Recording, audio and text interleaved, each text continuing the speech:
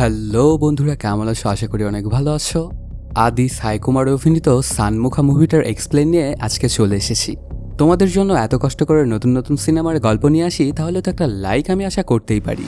কোনো স্পয়লার না দিয়ে আর চ্যানেলটা সাবস্ক্রাইব করে চলো তাহলে গল্পের গভীরে ঢুকে পড়া যাক। সিনেমার শুরুতেই আমাদের হায়দ্রাবাদের একটা গ্রামের দৃশ্য দেখানো হয়, যেখানে একটা মহিলার বাচ্চা হবে। সেখানে তার স্বামী এবং ভাই মিলে ওনাকে কোনো একটা জায়গাতে নিয়ে যাচ্ছিল। তখন মহিলার ভাইটা জিজ্ঞেস করতে থাকে, আমার বোন এত চিল্লাচিল্লি কেন করছে? সাথে ওই সময়টাতে ওরা যেই জঙ্গলটার মধ্যে দিয়ে যাচ্ছিল সেখানে থাকা জানোয়ারগুলোও অনেক চিল্লাচিল্লি করছিল। এটা সম্পর্কেও প্রশ্ন ওঠায় সেই মহিলাটার ভাই। তখন সেই মহিলাটার স্বামী বলতে থাকে, এগুলো যা কিছু হচ্ছে সেগুলো আমার ছেলে জন্মাবে এর জন্যই হচ্ছে। আসলে আমার ছেলে বড় হয়ে পুরো জঙ্গলটা রাজ করবে। তারপর ওরা দুজনে মিলে মহিলাটাকে নিয়ে কয়েকজনের কাছে আসে। আসলে এখানেই ওনার ডেলিভারিটা করানো হবে। কিছুক্ষণের মধ্যেই ডেলিভারিটা সম্পন্ন হয়। তবে এখানে বাচ্চার চেহারাটা দেখে সবাই ভয়ে সেই রুম থেকে পালিয়ে গিয়েছিল। তখন মহিলাটার স্বামী এবং তার ভাই যায় বাচ্চাটার চেহারাটা দেখার জন্য। ভেতরে গিয়ে ওরা যেই বাচ্চাটার চেহারাটা দেখে, এটা দেখার জন্য ওরা কোনোভাবেই প্রস্তুত ছিল না। বাচ্চাটার ছিল 6টা মাথা এবং সবগুলোই দেখতে ছিল একদম বীভৎস। এই চেহারাটা দেখে তো একজন লোক সেখানেই মারা যায়। তারপর মহিলাটার স্বামী তার ভাইকে বলে, তোর বোনের খেয়াল রাখবি, এবং সেখান থেকে পালিয়ে যায় জঙ্গলের দিকে। কাহিনীটা শিফট হয় 5 বছর পরের কথা। 6 মাথাওয়ালা সেই বাচ্চাটা এখন অনেকটাই বড় হয়ে গেছে। সেই বাচ্চাটা অন্য সবার সাথে খেলার জন্য তাদের দিকে আগাতে থাকে। তবে ওর এই বীভৎস চেহারাটা দেখে সবাই সেখান থেকে অনেক ভয় পেয়ে দৌড়ে পালিয়ে যায়। এই ব্যাপারটা দেখে ওই 6 মাথাওয়ালা বাচ্চাটার খুবই খারাপ লেগেছিল। এরপর দেখতে দেখতেই সেই বাচ্চার মায়ের অবস্থা দিন দিন খারাপের দিকেই যাচ্ছিল। তখন সে নিজের ভাই ভৈরবাকে বলে, আজ থেকে এই ছেলের সকল দায়িত্বই তোর। এটা বলেই মারা যায় সেই মহিলাটা। অন্যদিকে দেখা যায় ভিকান্ডাকে। সে জঙ্গলের মধ্যে গিয়ে তার গুরুর তপস্যা করছিল। এত তপস্যা করার পরও তার গুরু তার সাথে দেখা দেয় না। এর জন্য ভিকান্ডা নিজের তপস্যা পুরো করার জন্য একটা জায়গাতে চলে যায়। সেখানে যাওয়ার পর ওর সাথে দেখা হয়ে যায় একজন তান্ত্রিকের। সেখানে ওনার সাথে থেকে কয়েক মাস তান্ত্রিক বিদ্যা শিখতে থাকে ভিকান্ডা। এরপর সেখান থেকে যখন বিদ্যা নিয়ে এসে নিজের বাড়ির উদ্দেশ্যে রওনা করে, ঠিক তখনই ওর সাথে দেখা হয়ে যায় ওর গুরুর। তিনি যখন জানতে পারে যে ভিকান্ডা তান্ত্রিক বিদ্যা শিখেছে, তখন ওর ওপরে খুবই রাগান্বিত হয়ে যায় সেই গুরু। এই ব্যাপারটাতে অবশ্য ভিকান্ডা তার গুরুর থেকে ক্ষমা চায় এবং নিজের ছেলের সম্পর্কে তাকে সবকিছুই খুলে বলে। সাথে সে গুরুজির থেকে কোনো একটা উপায় চায় যাতে তার ছেলেকে সে নর্মাল বানাতে পারে। এরপর ওর গুরু অবশ্য ওকে একটা বিদ্যা দেয়। এটা নিয়ে অনেক খুশি হয়ে গিয়েছিল ভিকান্ডা। অন্যদিকে একজন পুলিশ অফিসারকে দেখা যায়। সে অন্য একটা পুলিশ অফিসারকে কল দিয়ে বলে, আজকাল হায়দ্রাবাদে স্মাগলিং অনেক বেড়ে গেছে। সে যাকে কল করেছিল সেই পুলিশ অফিসারটার নাম ছিল কার্তিক। সাথে সে এটাও বলে, এই সকল স্মাগলিংয়ের সাথে আমার ছেলেরও হাত রয়েছে। তো যেভাবেই হোক আমার ছেলেকে এসবের মধ্যে থেকে বের করতে হবে তোমার। নয়তো যদি এগুলো সম্পর্কে ডিপার্টমেন্ট জেনে যায় তাহলে আমার অনেক বেইজ্জতি হবে। তখন কার্তিক ওনাকে বলে, স্যার আপনি একটুও টেনশন করবেন না, আমি সব কিছু ঠিক সামলে নেব। এর পরপরই কার্তিক চলে আসে সেই জায়গাতে যেখান থেকে স্মাগলিংগুলো করা হতো। এখানে আসার পরপরই সেখানে থাকা সবার সাথে ফাইট শুরু হয়ে যায় ওর। এখানে তো সেই সিনিয়র পুলিশ অফিসারের ছেলের সাথেও ওর ঝামেলা হয়। এক পর্যায়ে কার্তিক ওকে কষে একটা থাপ্পড় লাগিয়ে দেয়। তখন আচমকাই একজন কার্তিকের ওপরে বন্দুক তাক করে বসে। এটা আবার ছিল কার্তিকেরই বন্দুক। এটা দেখে কার্তিক ওকে বোঝানোর চেষ্টা করে, তুমি যদি পুলিশের ওপরে গুলি চালাও তাহলে তোমার জেল অনিবার্য। তবে ওর কোনো কথা না শুনেই অনেকটা ঘাবড়ে গিয়ে কার্তিকের ওপরে গুলি করে দেয় সেই লোকটা। এই গুলিটা আবার গিয়ে লাগে কার্তিকের সিনিয়র অফিসারের ছেলের গায়ে। এই ব্যাপারগুলোতে অনেক ভয় পেয়ে গিয়েছিল সেই লোকটা এবং গাড়ি নিয়ে সেখান থেকে পালিয়ে যায়। গাড়ি নিয়ে অনেক জোরে যেতে থাকলে হঠাৎ করেই ওর কার অ্যাক্সিডেন্ট হয়ে যায় এবং তার খুবই বাজে অবস্থা হয়ে গিয়েছিল। কাহিনীটা শিফট হয় ব্যাঙ্গালোরের একটা সিন দেখানো হয়। এখানে সারা নামের একটা মেয়ে ছিল, যে আবার এখানে জার্নালিজমের কোর্স করছিল।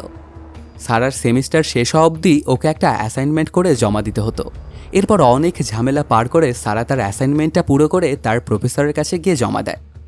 ওর এই অ্যাসাইনমেন্টটা পড়ার পরে স্যার নিজের রুমে ডাকে এবং সেখানে ওর প্রচুর প্রশংসা করতে থাকে। সাথে স্যার ওকে বলে, হায়দ্রাবাদের একটা থানায় গিয়ে একজন পুলিশ অফিসারের সাথে তোমাকে দেখা করতে হবে। ওনার সাথে মিলেমিশে কয়েকজন অপরাধীর ওপর সার্ভে করতে হবে। স্যারের এই কথাটা শুনে মেনে নেয় সারা। এদিকে দেখা যায় কার্তিকের স্যার ওকে নিজের রুমে ডেকে অনেক গালমন্দ করতে থাকে। কারণ কেউ একজন নাকি কার্তিকের সেই ড্রাগ ডিলারদের মধ্যে হওয়া ফাইটের ভিডিওটা বানিয়ে আবার সেটা সোশ্যাল মিডিয়াতে আপলোড করে দিয়েছে। মুহূর্তের মধ্যেই সেই ভিডিওটা হয়ে গিয়েছিল ভাইরাল। আসলে সেখানে গিয়ে নিজের বন্দুকটাও হারিয়ে ফেলেছিল কার্তিক। এর জন্য সেটা খোঁজার জন্য সে বের হয়ে পড়ে। অন্যদিকে কমল নামের সেই লোকটাকে দেখা যায় যে কার্তিকের হাত থেকে বেঁচে গাড়িটা নিয়ে যাওয়ার সময় অ্যাক্সিডেন্ট করেছিল। ও আসলে এই সময়টায় একটা হাসপাতালে ভর্তি ছিল, কারণ তার অবস্থা খুবই বাজে হয়ে গিয়েছিল সেই অ্যাক্সিডেন্টটাতে। এক পর্যায়ে দেখা যায় কয়েকজন পুলিশ অফিসার চলে আসে একটা জঙ্গলের মধ্যে। সেখানে ওরা একটা কার খুঁজে পায়। তার পরপরই ওরা কার্তিককে ফোন দেয় এবং ব্যাপারটা জানায়। আসলে এটা ছিল সেই কার যেটা নিয়ে কমল পালিয়েছিল। এই কথাটা শুনে সাথে সাথেই কার্তিক চলে আসে সেই জায়গাতে। সেখানে গিয়েই দেখতে পায় ওই কারটা পুরোপুরি আগুন ধরে জ্বলে একদম পুরো রাখ হয়ে গিয়েছিল। তারপর সেই গাড়ির মধ্যে গিয়ে কার্তিক তার বন্দুকটা খুঁজতে শুরু করে। তবে অনেক খোঁজাখুঁজি করার পরেও সেখানে তার বন্দুকটা খুঁজে পায় না কার্তিক। এরপর সে তার পুরো টিমকে বলে দেয় আশেপাশের হাসপাতালে গিয়ে কমলের সম্পর্কে খোঁজবাজ নেওয়ার জন্য। অন্যদিকে দেখা যায় একটা ছেলের মায়ের ক্যান্সারের অপারেশন হয়েছে। ছেলেটার নাম জাবেদ। নিজের মায়ের এরকম খারাপ অবস্থা দেখে সে অনেক বেশি কান্না করছিল। ঠিক তখনই দেখা যায় যে জাবেদের ফোনে একটা কল আসে। ফোনের ওপার থেকে কেউ একজন ওকে বলছিল, তুমি একদম চিন্তা করো না, তোমার মা পুরোপুরি ঠিক হয়ে যাবে। অপারেশনে যা টাকা পয়সা লেগেছে সেগুলো আমি সব দিয়ে দিব, তবে আমার একটা কাজ করে দিতে হবে তোমাকে। তখন জাবেদও রাজি হয়ে যায়। এদিকে দেখা যায় কমল হাসপাতাল থেকে পালিয়ে চলে আসে তার বাড়িতে। তখনই ওর বাড়ির টেলিফোনে কারো একটা কল আসে। আসলে এই কলটা করেছিল ভৈরব।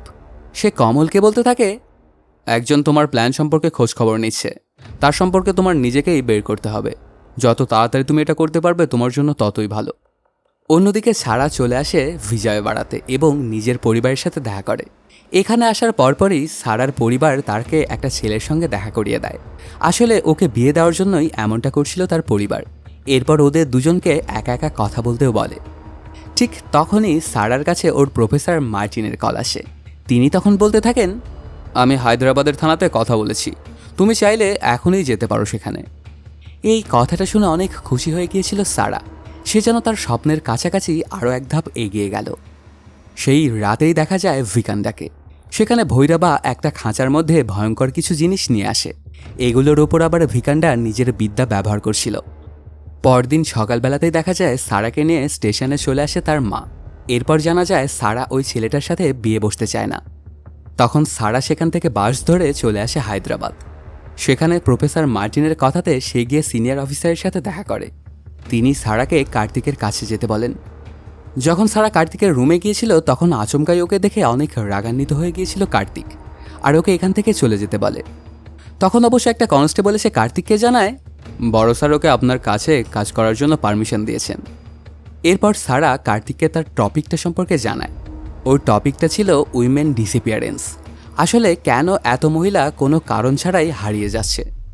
অবশ্য কার্তিক তখন সারাকে বলে, এই দেশে মেয়ে মানুষের কোনো কমতি নেই, তারা নিজেদের বিভিন্ন ঝামেলার জন্য নিজেরাই মারা যায়, এমনকি অন্য কোনো জায়গাতে চলেও যায়। এটা কোনো বড় ব্যাপার নয়। তখন অবশ্য সারা কার্তিককে এমন একটা কেসের সম্পর্কে জানায় যেখানে একটা ছেলে এবং একটা মেয়ে প্রেম করত। তবে হঠাৎ করে সেই মেয়েটা কোথায় যেন হারিয়ে গিয়েছিল। 1 মাস পরে সেই ছেলেটা ব্যাপারগুলো একদমই সহ্য করতে না পেরে নিজেই মারা যায়। তবে এখন পর্যন্ত এটা জানা যায়নি যে সেই মেয়েটা কোথায় গিয়েছিল এবং কোথায় এখন আছে, বেঁচে আছে নাকি মারা গেছে। এই কেসটা নিয়ে আমি ইনভেস্টিগেশন করেছিলাম, কিন্তু তেমন কিছুই জানতে পারিনি। যখন সেই মেয়েটার পরিবারের সাথে গিয়ে আমি কথা বলি তখন তারা বলেছিলেন যে তাদের মেয়ে ওই ছেলেটার সাথেই হয়তোবা পালিয়ে গেছে। এই কাহিনীটা শুনে কার্তিক বুঝতে পারছিল না যে কি ঘটছে এখানে, আর এই গল্পটার দ্বারা সারা ওকে কী বোঝানোর চেষ্টা করছে। তখন সারা ওকে বলে, তুমি হয়তোবা এটা জানো না যে এই কাহিনীগুলো শুধু হায়দ্রাবাদেই ঘটছে। অনেক মেয়ে একা একাই গায়েব হয়ে যাচ্ছে। এ সম্পর্কে কেউ তেমন খোঁজবাজ করছে না, আর সবাই ভাবছে যে হয়তোবা তারা তাদের বয়ফ্রেন্ডের সাথে পালিয়ে যাচ্ছে। কিন্তু আমি খোঁজ খবর নিয়ে দেখেছি এমন কিছুই ঘটছে না। ওরা যে কিভাবে হারিয়ে যাচ্ছে এটা কেউই জানে না। এই ব্যাপারগুলো আবার বিশ্বাস করতে কষ্ট হচ্ছিল কার্তিকের। এজন্য সে সারাকে এগুলোর প্রমাণ দেখাতে বলে। তখন সারা ওকে ফেসবুকের একটা ভিডিও বের করে দেখায়, যেখানে দেখা যায় 2 ভাই বোন ঝগড়া বিবাদ করছিল। এক পর্যায়ে বোনটা অনেক রাগান্বিত হয়ে বাড়ি ছেড়ে চলে যায়। এরপর থেকে তার আর কোনো খোঁজখবর পাওয়া যায়নি। তখন অবশ্য সেই ভাইটা ফেসবুক লাইভে এসে নিজের বোনের কাছ থেকে ক্ষমা চায় এবং ওকে ঘরে ফিরে আসতে বলে। কিন্তু তারপরেও সেই বোনটা আর কখনোই ঘরে ফিরে আসেনি।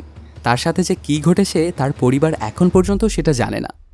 অন্যদিকে দেখা যায় ভৈরবা কল দেয় কমলকে আর বলতে থাকে, আমাদের প্ল্যানটা যে কে জেনে যাচ্ছে এটা সম্পর্কে তোকে খোঁজখবর নিতে বলেছিলাম, কিন্তু তুই তো এখন পর্যন্ত সেটা খুঁজে বের করতে পারিসনি। তোকে আমি কয়েক ঘন্টার সময় দিলাম, এর মধ্যে যে এগুলো নিয়ে ঘাটাঘাটি করছে তাকে খুঁজে বের করতে হবে তোর, না হলে কিন্তু তোকেই ঝামেলায় পড়তে হবে। পরদিন সকালবেলাতেই যে মেয়েটা হারিয়ে গিয়েছিল তার ভাই এবং মাকে থানায় ডেকে আনে কার্তিক। ওনারা আসার পরপরই ওদের মেয়ের সম্পর্কে জানতে চায় কার্তিক। তখন সেই মেয়েটার মা বলতে থাকে, ওই দিন আমার ছেলেকে ভয় পাওয়ানোর জন্যই আমার মেয়ে ঘর থেকে বের হয়ে গিয়েছিল, কিন্তু তারপরে ওর যে কী হয়ে গেছে সেটা আমরা আর জানি না, সে আর কখনোই ঘরে ফিরে আসেনি। এই কথাটুকু শোনার পরেই সেই মা এবং ভাইকে সেখান থেকে বাড়িতে পাঠিয়ে দেয় কার্তিক। সাথে সারাকে বলতে থাকে, তুমি তো বলেছিলে যে হায়দ্রাবাদের মেয়েরা গায়েব হয়ে যাচ্ছে, কিন্তু এখানে তো আমি দেখছি মেয়েটা নিজের ইচ্ছাতেই বাড়ি থেকে চলে গেছে। এর মানে এটাই দাঁড়াচ্ছে যে তার কোনো কিডন্যাপ হয়নি, আর নাইবা ওর কোনো বয়ফ্রেন্ড আছে যে তার সাথে সে পালিয়ে গেছে। তাহলে তার সাথে কি ঘটেছে এটা একটু খোঁজখবর নিলে হয়তো বা জানা যাবে।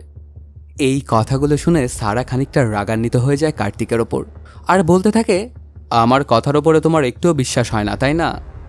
কাহিনীটা ফ্ল্যাশব্যাকে চলে যায়। দেখা যায় কলেজের সময় কার্তিক এবং সারা একে অপরকে ভালোবাসত, তবে কিছুদিন পরেই কোনো একটা বিষয় নিয়ে ওদের দুজনের মধ্যে ঝামেলা হয়ে যায় এবং ব্রেকআপ হয়ে গিয়েছিল ওদের দুজনের। ঠিক এ কারণে কার্তিক খুব একটা কথা বলতে চাইছিল না সারার সঙ্গে। কাহিনীটা প্রেজেন্ট টাইমে চলে আসে। কার্তিক সারার পিছা করতে করতে একটা হোটেলে এসে পৌঁছে। এখানে দেখা যায় সারার সাথে দেখা করতে এসেছিল তার ফিয়ন্সে। এই ব্যাপারটা দেখে আবার কার্তিকের মন ভেঙে যায়। কার্তিক তো সারাকে তার কাছে দেখে ভেবেছিল সারা হয়তোবা তার কাছে ফিরে আসতে চায়, কিন্তু যখন সে ওদের দুজনকে একসাথে দেখল তখন তার মন ভেঙে একদম চুরমার হয়ে গেল। এই রেস্টুরেন্টের এক পাশে দেখা যায় জাবেদ নামের ওই ছেলেটা সারার ছবি তুলছিল। কিছুক্ষণের মধ্যে অবশ্য কার্তিক গিয়ে তাকে ধরে ফেলে। তার পরপরই সেখানে চলে আসে সারা এবং কার্তিকের ওপরই চড়াও হয় যে কেন সে একটা ছেলেকে গালমন্দ করছে এবং জিজ্ঞাসাবাদ করছে। তখন কার্তিক জানায়, এই ছেলেটা না বলেই তোমার ছবি উঠাচ্ছিল। কথাটা শুনেই সারা জাবেদের ক্যামেরাটা চেক করে, কিন্তু তার মধ্যে সে নিজের একটা ছবিও দেখতে পায় না। তখন অবশ্য জাবেদকে সেখান থেকে ছেড়ে দেয় এবং সে চলে যেতে বলে। জাবেদ সেখান থেকে চলে যাওয়ার পরে সারা কার্তিককে বলতে থাকে, তুমি তো আমাকে সাহায্য করবেই না, তাহলে আমার পিছা তুমি কেন করছো? তখন অবশ্য কার্তিক খানিকটা ইমোশনাল হয়ে বলে, আমি তো ভেবেছিলাম তুমি আমার জীবনে আবার ফিরে এসেছো, কিন্তু এখন তো দেখছি এমন কোনো কিছুই ঘটেনি। এটা বলেই সেখান থেকে চলে যায় কার্তিক। এরপর কাহিনীটা শিফট হয় 2 দিন আগের কথা। সেখানে জঙ্গলের মধ্যে একটা মেয়েকে দেখা যায়। এই মেয়েটার গাড়িটা হঠাৎ করেই নষ্ট হয়ে গিয়েছিল। তখন একটা লোক এসে ওকে কিডন্যাপ করে নিয়েই চলে যায়। এই ব্যাপারটা আবার দেখে ফেলে দূর থেকে আরেকজন লোক এবং সাথে সাথেই পুলিশকে কল করে পুরো ঘটনাটা জানায়। তারপরেই প্রত্যেকটা চেকপোস্টেই নাকাবন্দি করে দেওয়া হয় সেই মেয়েটাকে খোঁজার জন্য। ওই সময়টাতেই দেখা যায় কার্তিকের হাত থেকে বাঁচার জন্য কমল একটা গাড়ি নিয়ে পালাচ্ছিল। কিছুক্ষণের মধ্যেই দেখা যায় কমল এবং সেই কারটার মধ্যে অ্যাক্সিডেন্ট হয়ে যায়, যেটার ভেতরে ওই মেয়েটাকে কিডন্যাপ করে নিয়ে যাওয়া হচ্ছিল। এই অ্যাক্সিডেন্টের সাথে সাথেই কমল এবং সেই লোকটা অজ্ঞান হয়ে যায়। তখন সুযোগ বুঝে সেই মেয়েটা সেখান থেকে পালিয়ে গিয়ে সাহায্য চাইছিল। তারপরেও সে কোনো সাহায্য না পেয়ে গিয়ে কমলকে তার গাড়ি থেকে বের করে। কিছুক্ষণের মধ্যেই দেখা যায় সেই কিডন্যাপারটারও জ্ঞান ফিরে পায়। তখন অবশ্য বুদ্ধি করে সেখান থেকে মেয়েটা কমলের গাড়িটা নিয়ে পালাতে যায়। তবে ওর গাড়িটা পিছা করছিল সেই কিডন্যাপারটা এবং বারবারই ওর গাড়িটাতে টক্কর দিচ্ছিল। এক পর্যায়ে অবশ্য মেয়েটিকে ধরেও ফেলে সেই কিডন্যাপারটা। তারপর ওকে একটা বক্সে ঢুকিয়ে ফেলে। কিছুদিন যাওয়ার পরে দেখা যায় সেই বক্সটাকে অন্য একটা গাড়িতে ট্রান্সফার করে এবং জঙ্গলের ভেতর দিয়ে যেতে থাকে। সেখান থেকে চলে যাওয়ার আগে কমলের সেই গাড়িটাকে আগুন দিয়ে পুড়িয়ে ফেলেছিল সে। আসলে এই কাজগুলো করা ছিল ভৈরবা। তারপরেই দেখা যায় ভৈরবা সেই মেয়েটিকে নিয়ে চলে আসে তার দুলাভাই ভিকান্ডার কাছে। আসলে ওরা দুজনে মিলে আলাদা আলাদা রাশির মেয়েদেরকে কিডন্যাপ করছিল। ওদেরকে দিয়ে তন্ত্রবিদ্যা সাধনা করছিল ভিকান্ডা। কিছুক্ষণের মধ্যেই ভিকান্ডার ছেলেকে দেখানো হয়।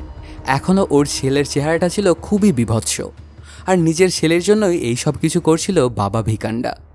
ওকে এসব কিছু করার জন্য তার গুরুজি বলেছিল আলাদা আলাদা রাশির মেয়েদেরকে ধরে নে তাদেরকে বলি দেওয়া হলে ওর ছেলের একটা একটা করে মাথা পড়ে যাবে এবং সে অনেক সুন্দর হয়ে যাবে।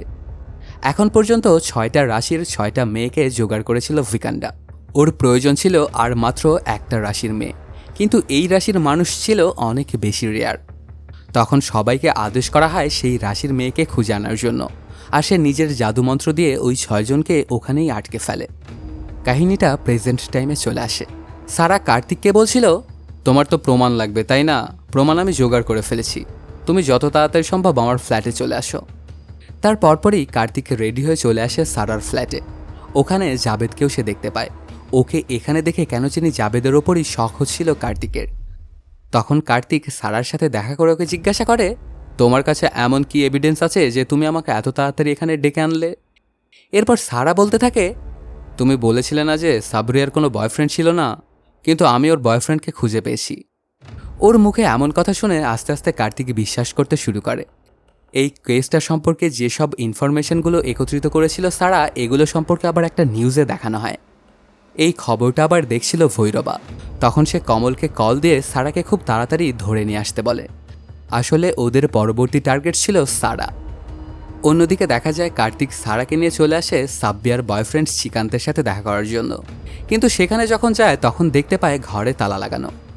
এরপর এই ব্যাপারটা নিয়ে তার প্রতিবেশীকে জিজ্ঞাসাবাদ করে। তখন ওনার থেকে একটা শকিং নিউজ জানতে পারে।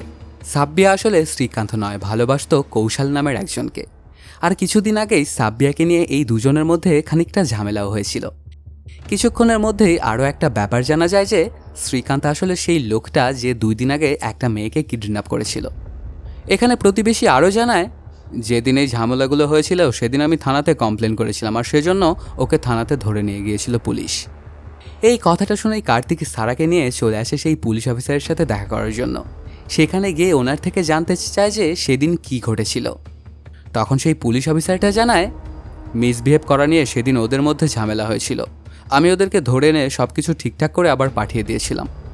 এর পরপরই কার্তিক তখন কৌশলের নাম্বার নিয়ে ওকে কল দেয়, কিন্তু ফোনটা ধরে কৌশলের বাবার জানায়, আমার ছেলে তো আমেরিকা চলে গেছে।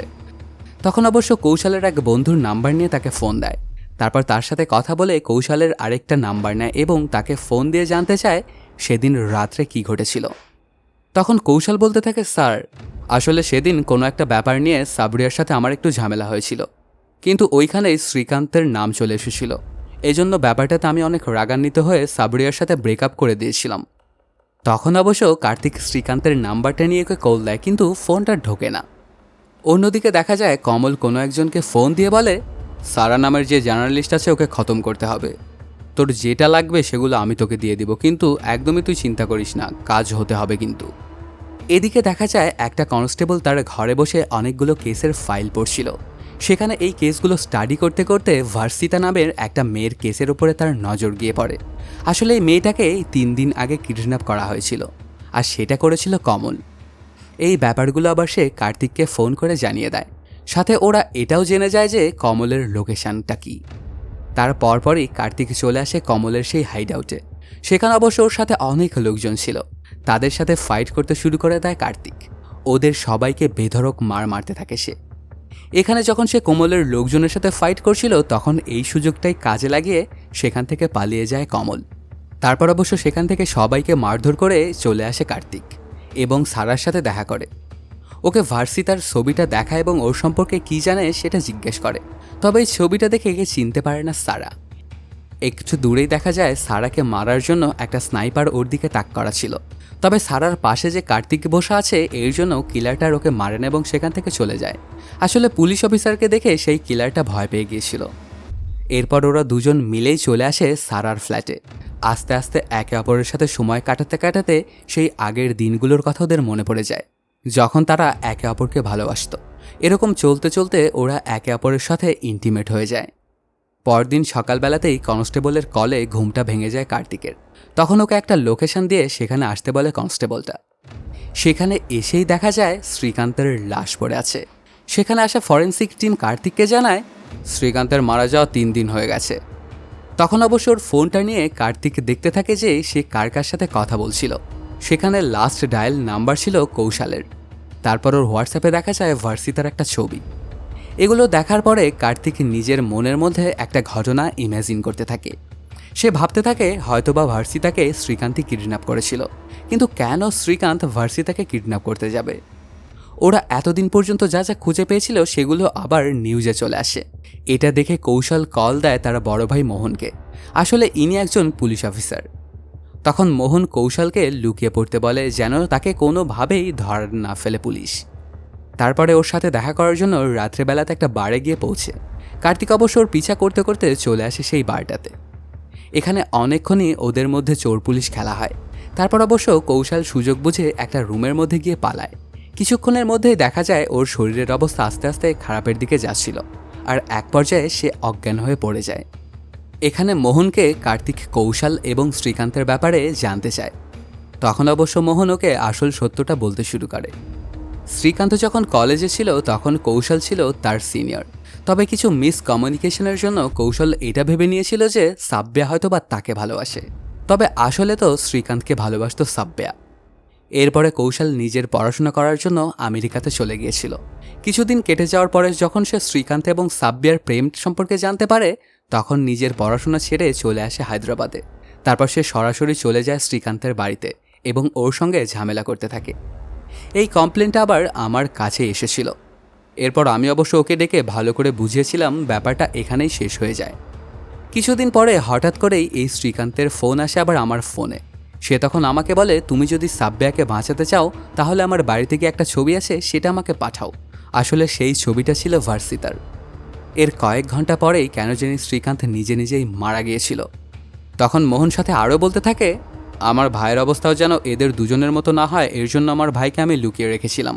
কিন্তু এখন তো আপনি আমার ভাইকেও এই কেসের সাথে জুড়ে দিয়েছেন, এখন হয়তো বা ওর জীবনটাও শঙ্কায় রয়েছে। ওনার মুখে এসব কথা শুনে সারা একটা বিষয় লক্ষ্য করে, যে মেয়েগুলোকে কিডন্যাপ করা হয়েছিল তাদের সবারই প্রেমিক কয়েক ঘন্টার মধ্যেই নিজে নিজেই মারা যেত।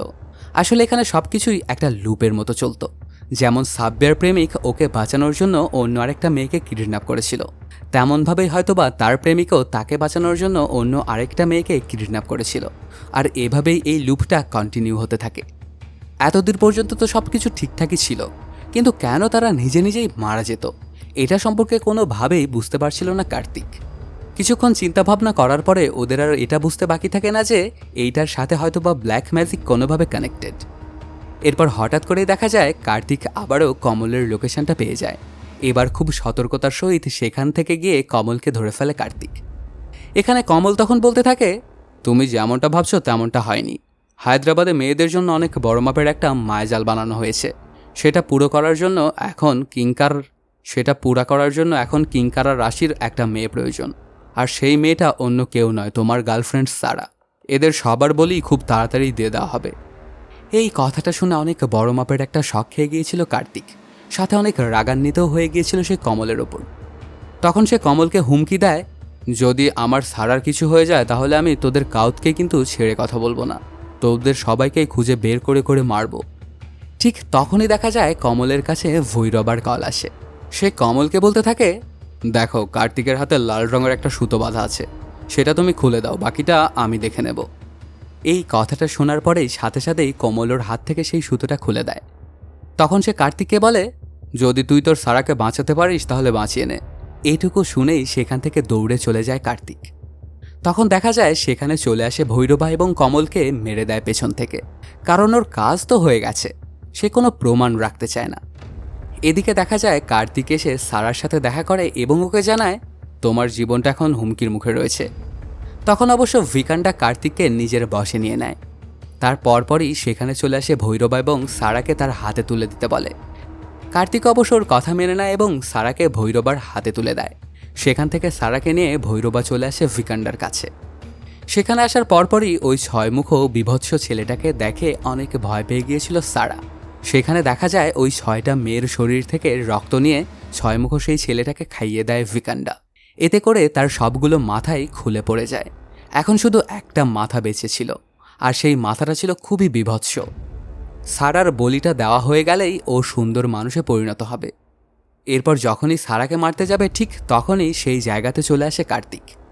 আসলে জখম অবস্থাতে কমল সেই ধাগাটা নিয়ে চলে এসেছিল কার্তিকের কাছে এবং তার হাতে সেটা বেঁধে দিয়েছিল।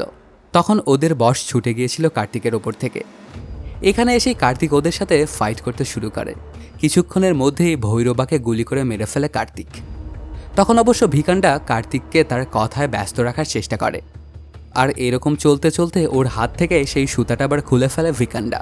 তার পরপরই সেই 6জন মেয়েকে কার্তিকের রক্ত খেতে পারমিশন দিয়ে দেয়। তখন অবশ্য সেই 6জন মেয়ে কার্তিকের কাছে যায় এবং রক্ত খেতে শুরু করে। আর ভিকান্ডা সারাকে নিয়ে সেই স্বর্ণমুখার কাছে যায় এবং তাকে মারতে থাকে।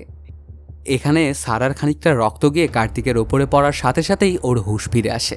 সাথে সাথেই সে এসে মেরে ফেলে ভিকান্ডাকে। কিছুক্ষণের মধ্যেই সেখানে চলে আসে পুলিশ। তারপর সেখান থেকে সেই সকল মেয়েদেরকে হাসপাতালে নিয়ে যাওয়া হয় এবং ট্রিটমেন্ট শুরু করে দেওয়া হয়। তারপর কার্তিক চলে যায় স্বর্ণমুখার কাছে। তখন সে বলতে থাকে, আসলে আমার ভাগ্যতে এমনটাই লেখা ছিল। আমার জন্মের পরে যদি আমি মারা যেতাম তাহলেই ভালো হতো। আমার বাবাকে আমার জন্য এসব করতে হতো না আর মরতেও হতো না। এটা বলেই সেখানে জ্বলতে থাকা আগুনের মধ্যে লাফ দিয়ে দেয় স্বর্ণমুখা আর মারা যায়। আর এর মাধ্যমেই শেষ হয়ে যায় সিনেমাটি। তো বন্ধুরা, কেমন লাগলো আজকের এই এক্সপ্লেইনটি জানাতে কমেন্ট করো।